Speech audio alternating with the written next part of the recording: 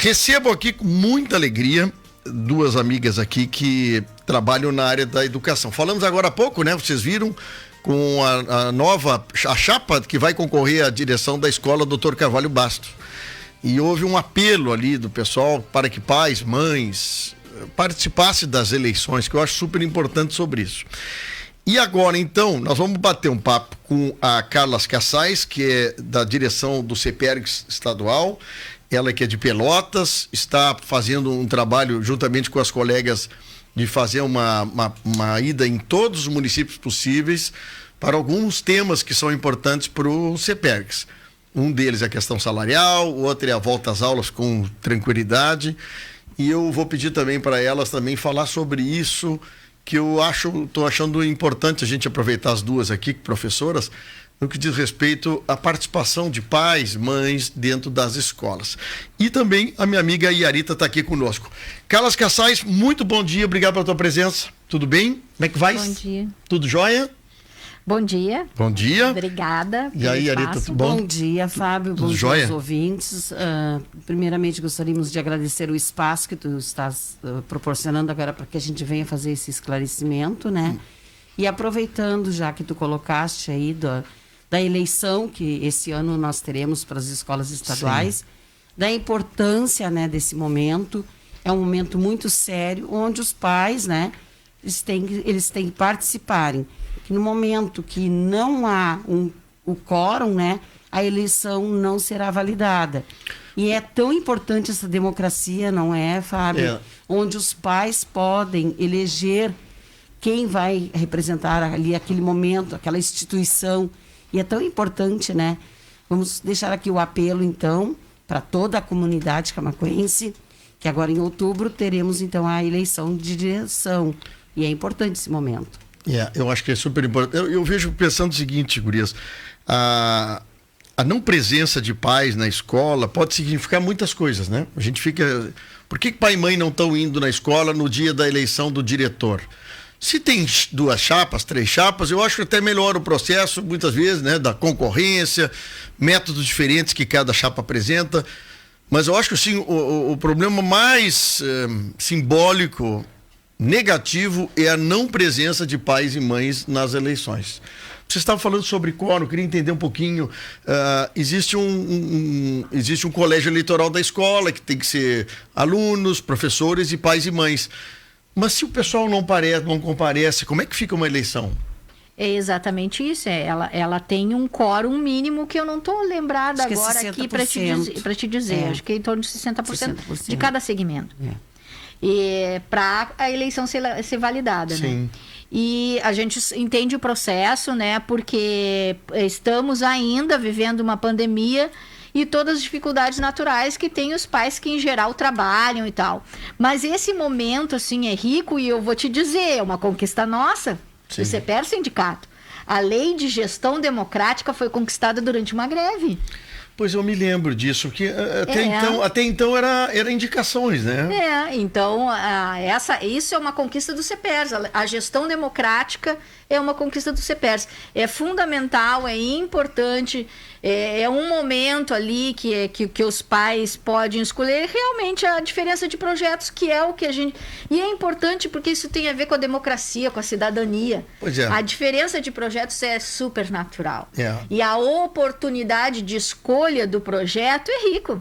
Né? Então é fundamental. Não, interessante. Eu tenho agora começou a disparar uns assuntos que eu queria conversar com vocês, mas não era o assunto da pauta. Mas vamos ver se a gente consegue desenvolver aqui um raciocínio que tem novidades no que diz respeito à distribuição de ICMS para os municípios de acordo com a eficiência escolar. É isso que eu quero depois tentar entender sobre isso.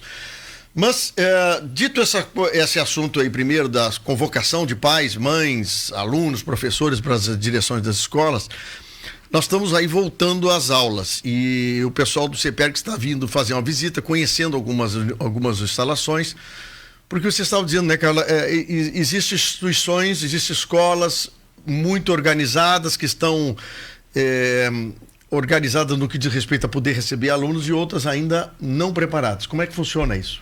Então, Fábio, a nossa pauta principal dessa caravana é a questão salarial, porque nós temos uma categoria há 7 anos sem nenhum tipo de reposição. Mas a gente também tem um compromisso com a escola pública, né? E nesse momento de retorno que foi obrigatório, o que a gente observa? A diferença estrutural que existe nas escolas. Tem escolas com uma estrutura boa, que garante o retorno desde que observados os critérios de segurança todos, né? De higienização e tal, que passa pela questão de ter profissional, de ter os funcionários de escola, a própria estrutura de escola que possibilite essa higienização, os equipamentos de segurança, máscara, álcool, essas questões todas, né? Sim. Mas tem escolas que não têm a estrutura física necessária e já não tinham e estiveram fechadas por mais de ano. E os problemas continuaram e não foram resolvidos para que se tivesse um retorno seguro. Então, sim, nós estamos aproveitando essa nossa caravana que tem o principal mote, o debate da questão da reposição já, que nós precisamos. Nós estamos com 51,33 de defasagem no nosso salário, mas a gente não pode deixar de observar e fazer esse estudo, esse compilado que a gente tem feito. Muitas coisas que têm aparecido na mídia atual com subsídio do CEPERS, porque a gente está em todo estado, né? Sim. Nós temos escolas em todo estado, estamos visitando. Então, nos causa bastante preocupação. Nós fomos a Uruguaiana semana passada e tinha uma escola 1 ano sem luz. Aqui no Cristal nós temos uma escola que não conseguiu voltar às aulas por falta d'água. O problema dos encanamentos da caixa d'água não estão funcionando. Até eu vi uma foto ontem, até eu pedi para o pessoal da produção me dizer, vi uma foto ontem da caixa d'água que estão tentando trocar os canos para poder voltar a água. São problemas que poderiam ter sido resolvidos durante esse tempo que as escolas permaneceram fechadas e que o governo, inclusive, com dados da Secretaria da Fazenda, te digo, economizou 242 milhões. Com as escolas fechadas. Sendo que essa economia causou um impacto na questão financeira dos educadores que trabalharam em casa e que tiveram a estrutura da sua casa usada para trabalhar. Tá, deixa eu te perguntar, como é que economiza tanto assim, só para mim ter uma ideia? Porque escola fechada significa a luz, não tem ar-condicionado, água, material didático, tudo. Alimentação, né? tudo. Que impacto, né? Isso aí. Impacto 242 milhões de economia, dados da Secretaria da Fazenda. Mas assim, Ok, vamos lá para a questão salarial. 7 anos sem reajuste os professores. E agora tem mais um negócio que eu estava ontem viajando e vi uma notícia sobre a questão do piso salarial. Isso. E o secretário da Fazenda estava dando uma entrevista e ele disse assim, nossos pensamentos agora é para a questão do piso do magistério. Mas o piso do magistério está há anos instituído e não se consegue chegar no ponto. Exatamente. Os governos não cumprem a lei, né? Na verdade é isso. Mas o que nós temos de cenário? Nós temos 7 anos sem nenhum tipo de reposição. A cesta básica, só para fazer um comparativo, subiu 100% durante esses 7 anos. Só para fazer um comparativo, depois eu vou te deixar um material riquíssimo aqui, que é um estudo do DIEESE com dados captados na Secretaria da Fazenda, para te ver que eu não tô te jogando índice assim. Sim. Né? São dados reais da Secretaria da Fazenda.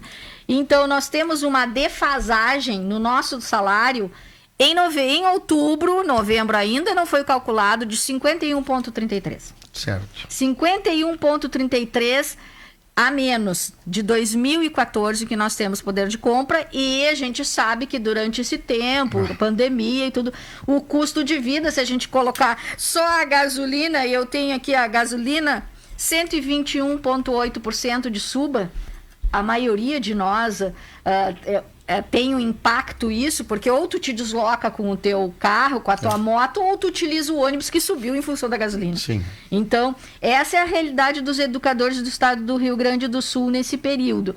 Especialmente durante a pandemia, é o que eu te disse, as escolas fecharam e nós não paramos nunca, nenhum momento de trabalhar. A carga de trabalho, inclusive, foi bastante alta, porque houve toda uma questão de adaptação, né? Sim. Que a gente teve que fazer por conta, né? E também a falta de estrutura, né? Nós gastamos adquirindo equipamentos, planos de internet, e aí usar a estrutura da casa. E isso não foi ressarcido. Pois é, isso que eu ia te perguntar. O governo, eu não sei como é que foi essa semana, mas o governo está interessado ainda em deduzir o Vale Transporte, Vale Alimentação, dado o magistério? Exatamente. Continua assim, isso, aí a o que acontece? Durante esse tempo que nós estivemos trabalhando em casa, o governo nos descontou Vale Transporte. Porque nós não estávamos indo até a escola, então nos descontou o Vale Transporte. Já descontou isso? Já está descontado? Já descontou de algumas escolas. Outras escolas que tiveram, que a direção, por algum motivo, não colocou na efetividade que era trabalho remoto e que teve que ajustar agora, o governo quer descontar tudo de uma vez. Nós entramos com uma ação na justiça, porque, inclusive, nós estamos com um projeto de lei, apresentamos para que algum deputado apresente, que o governo faça isso também, pedindo ressarcimento. Tem estados que já deram ressarcimento para os educadores. O Rio de Janeiro, 5 mil. O Espírito Santo, 70 por mês, outro estado, 1.000 e poucos. Porque houve esse gasto. O equipamento para trabalho, o Chromebook do Rio Grande do Sul, chegou mais de um ano depois. Então, o gasto já tinha havido. Nós já tínhamos comprado equipamento. Então, o que acontece é isso. Nós temos duas questões. Uma tu já mencionou. A primeira questão é que a gente fez uma emenda à lei orçamentária do Estado do Rio Grande do Sul para o ano que vem, que o governo apresenta 0 de reposição. Nós fizemos uma emenda pedindo a reposição, que na época era 47,8. Hoje em dia já é 51, mas era 47. Essa emenda agora, essa semana, foi derrubada numa comissão. Ontem nós passamos o dia na Assembleia Legislativa, passando de gabinete em gabinete dos deputados, pedindo que eles votem um requerimento de preferência para que essa emenda vá a plenário e eles votem essa emenda, porque é absurdo que não tenha reajuste ou reposição salarial. E aí eu vou te dizer por quê. O que a gente está dizendo no Estado, nas escolas, e é isso que eu venho conversar contigo aqui, para que os ouvintes, para que a população tenham clareza disso, tenham nitidez disso. Tem dinheiro. O governo, na mesma lei orçamentária, para o ano que vem, que coloca a reposição 0, ele diz que tem superávit de 1,7 bilhão. Superávit é o que o governo economizou, digamos assim. Pagou todas as contas, sobrou 1,7. Ele não paga a dívida com a União, que é 1,3. Só aí são 4 bilhões. Só aí já teria dinheiro para reposição nossa. Quanto seria, tu tem essa informação, quanto seria, por exemplo, se o governo conseguisse repor os 51,33%? O impacto que seria, não tem esse número para te dizer agora. Certo, mas ontem, inclusive, a questão do secretário, eu achei bastante interessante ele, mas ele diz o seguinte: o governo, ao longo da pandemia, não perdeu recurso. Ele, inclusive, teve superávit de recurso. Até que houve um momento interessante do governo Eduardo Leite, de que até um determinado mês, se não me engano foi em maio ou abril, havia sempre a sensação de atraso de folha, parcelamento de folha. E depois de um determinado mês, o Estado começa, e é uma surpresa, a pagar toda a folha em dia, o que é de direito do servidor receber em dia. Mas parece que, de um determinado momento, o governo passa de ser um Estado com problema para ser um Estado superavitário. Exatamente. É mais ou menos isso, né? É exatamente isso. E aí não se entende. Que milagre nós, gaúchos, conseguimos fazer na conta do Estado para que viramos a folha de pagamento, 13º vai ser pago parcialmente agora em novembro, né? Sim. E parcialmente em dezembro. E até o ano passado 13º parcelado em 12 vezes, né?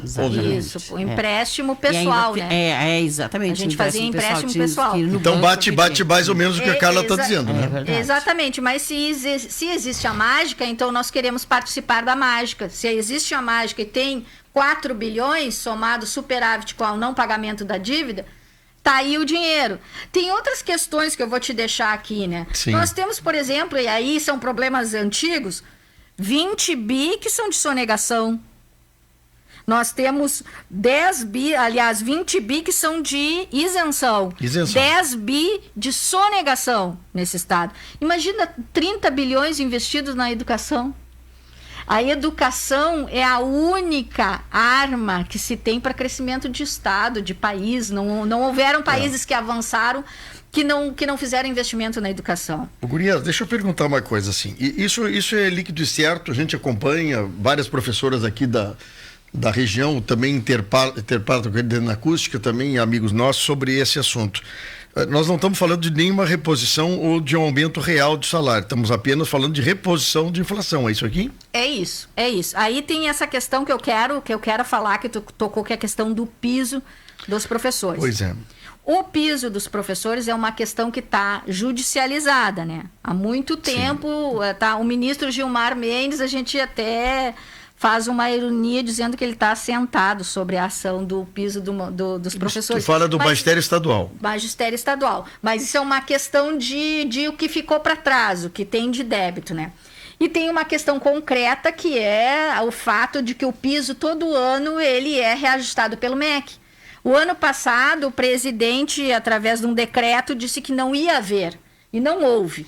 Mas esse ano tem 31,3% de reajuste do piso. O que o governo do estado do Rio Grande do Sul fez com relação a isso? Ele, a exemplo de outros governos, não aceita o indexador, não aceita o índice que reajusta o piso, né? Que no caso é o custo aluno e o INPC. Então o governador do estado do Rio Grande do Sul, Eduardo Leite, procurou os deputados federais para que eles discutissem a possibilidade de diminuir e deixar só a inflação. Então de 31% iria para 8%, 9%. Não houve sucesso. Ainda mais esse ano os deputados não querem encrenca com a educação, né? O problema, deixa eu te contar uma coisa. Camaquã está tendo Camaquã, aqui, fala só do nosso município aqui. Camaquã tem um valor de precatório a ser pago pela prefeitura, se não me engano, são 30 ou 40 milhões de reais, ou um pouco mais, tá? Sobre a diferença do piso que não foi pago no início, quando foi construído o piso do magistério pelo então ministro Tarso Genro. Porque o governo federal, naquele momento, não disse como os estados e municípios iriam arrumar dinheiro para pagar o piso. Então, houve um delay, e esse delay, hoje, os prefeitos agora estão pagando o atrasado daquilo. Porém, a prefeitura, como a gente sabe, é muito mais fácil uma ação judicial pegar o prefeito, pegar inclusive o patrimônio do prefeito, se o prefeito não cumprir as determinações judiciais.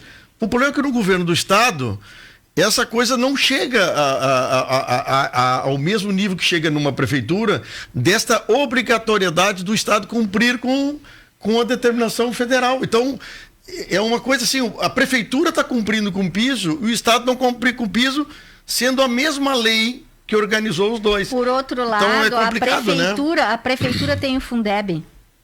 A prefeitura, o dinheiro do piso salarial, ele tem uma fonte, é o Fundeb, que tem as suas receitas.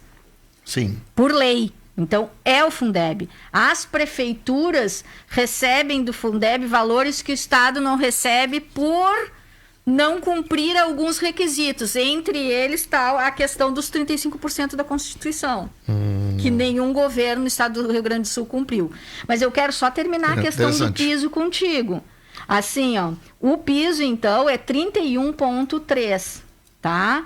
Governador Eduardo Leite não teve sucesso, por enquanto, em Brasília, para baixar esse índice. Então, 31,3% é o que ele vai ter que dar, porque ele fez uma mudança no nosso contra-cheque. Quando ele coloca subsídio, ele vincula o piso. Então, ele tem que pagar o piso, né? Em dia 31, nós temos um problema que esse sindicato é de professores e funcionários de escola. Os funcionários de escola, eu vou te dar um dado que talvez tu vai te apavorar. Os funcionários de escola têm um piso de R$620. Eles recebem R$620, mais 700 para atingir o mínimo regional, que ninguém pode receber menos do que isso. Sim, que é um... É um completivo. Tem algumas carreiras que tem isso. Isso. Então, a gente luta também para que o piso regional suba na Assembleia Legislativa, junto com as centrais, porque é o único jeito dos funcionários de escola ter aumento real. Porque mesmo que a gente tenha 31,3 do piso e que o governo dê também para os funcionários de escola, tu percebe que eles não terão aumento nenhum, porque eles vão só diminuir o completivo. Então, esse sindicato, que é de professores e funcionários de escola, faz a luta para os dois, né? Então, nós estamos com essa